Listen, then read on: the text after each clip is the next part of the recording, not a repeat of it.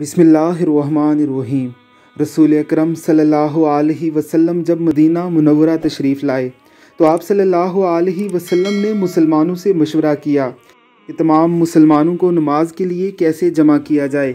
किसी ने मशवरा दिया कि ढोल बजाकर जमा किया जाए, किसी ने कहा कि किसी बुलंद मुकाम से आवाज़ देकर बुलाया जाए, किसी ने कहा कि आग जलाकर लोगों को मुत्तले किया जाए। आप सल्लल्लाहु अलैहि वसल्लम को कोई राय पसंद आई। रात को सारे सहाबा इकराम रिज़वानुल्लाह अलैहिम अजमाइन सोए तो हज़रत उमर फ़ारूक रज़ी अल्लाह ताला अन्हो और एक दूसरे सहाबी रसूल रज़ी अल्लाह ताला अन्हो को अज़ान के ये अल्फाज जो आज हम सुनते हैं ख्वाब में दिखाए गए।